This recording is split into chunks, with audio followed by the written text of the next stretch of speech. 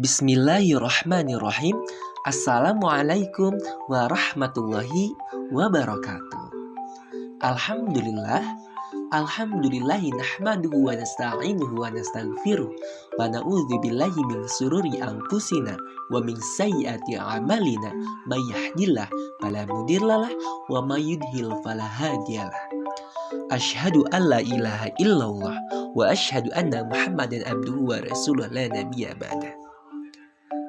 Halo teman-teman, gimana nih kabarnya? Semoga Allah senantiasa memberikan kita kesehatan dan lindungannya ya. Kami dari kelompok 2 yang beranggotakan Muhammad Fahmi Sobarudin, Muhammad Iqbal Setiawan, dan Muhammad Fajri Ramadan. Di sini kami akan mempresentasikan mata kuliah Syariah Islamiyah yang berjudul Taklif dan Mukallaf. Tujuan dari pembuatan video ini untuk memenuhi tugas kelompok mata kuliah Syariah Islamiyah. Di sini terdapat pokok-pokok pembahasan mengenai taklif dan mukallaf. Yang pertama, adanya pengertian taklif dan mukallaf. Yang kedua, adanya dasar pembebanan dari taklif. Yang ketiga, adanya kaitan antara taklif dan mukallaf. Dan yang terakhir, adanya pengertian mengenai ahliyah. Lalu apa pengertian dari pokok-pokok pembahasan mengenai taklif dan mukallaf itu? Jawabannya akan kalian ketahui dengan menonton serta mendengarkan video pembahasan yang telah kami buat. Baik teman-teman, selamat menonton. Pengertian mengenai taklif dan mukallaf. Apa sih pengertian taklif dan mukallaf itu?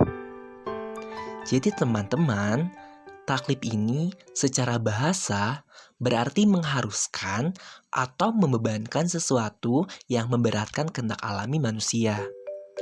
Atau dengan kata lain, taklif ini adalah memerintahkan sesuatu dan mengharuskannya.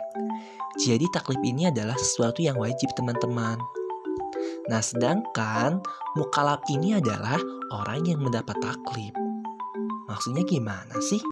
Jadi, mukallaf ini adalah seseorang individu yang digantungkan hitab Allah atas perbuatannya. Kemudian, di sini terdapat mahkum fi dan hakim. Lalu, apa itu mahkum fi dan apa itu hakim? Nah, mahkum fi adalah perbuatan mukallaf yang berhubungan dengan hukum. Seperti yang pertama, yang berhubungan dengan ijab atau wajib. Wajib adalah sebuah perkara yang dituntut oleh syar'i terhadap mukallaf untuk melakukannya dengan sebuah tuntutan yang wajib. Yang kedua, yang berhubungan dengan nad, mandub atau sunnah.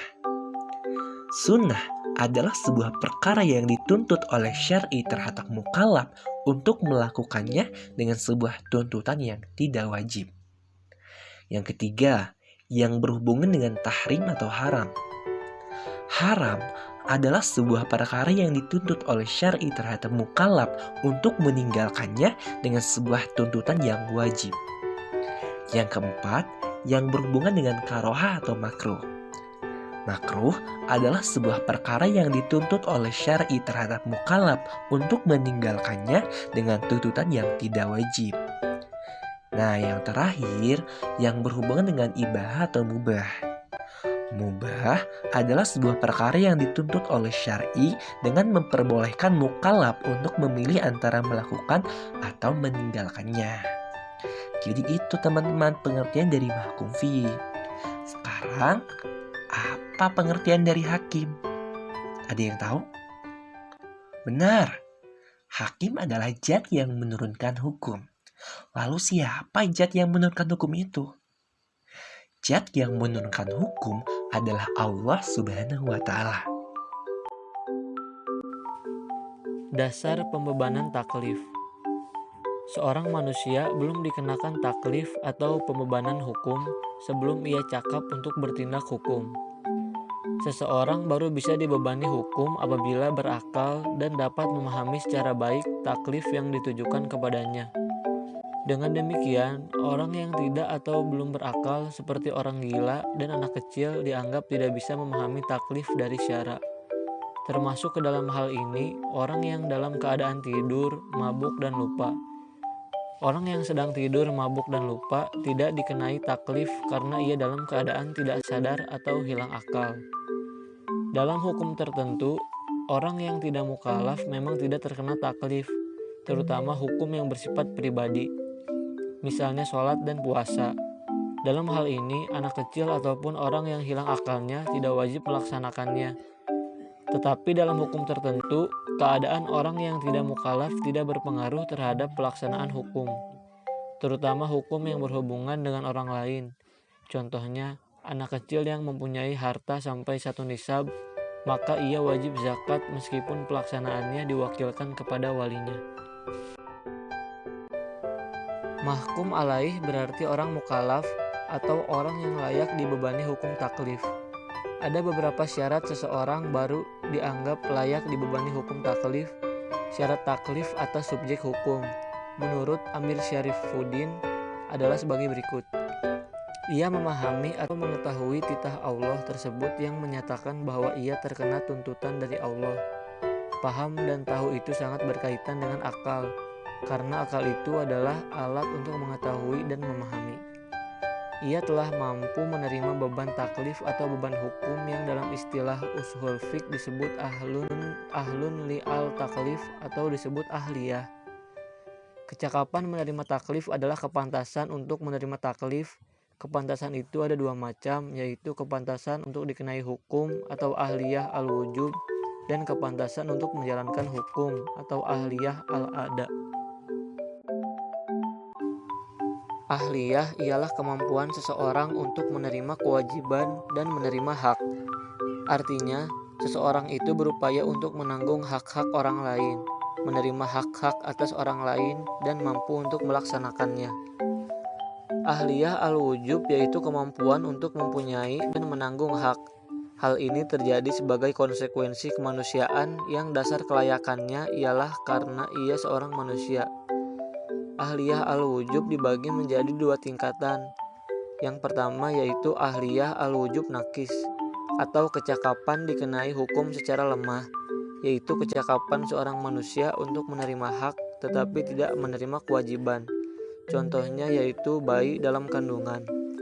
Yang kedua adalah ahliyah al-wujub kamilah, atau kecakapan dikenai hukum secara sempurna, yaitu kecakapan seseorang untuk dikenai kewajiban dan untuk menerima hak.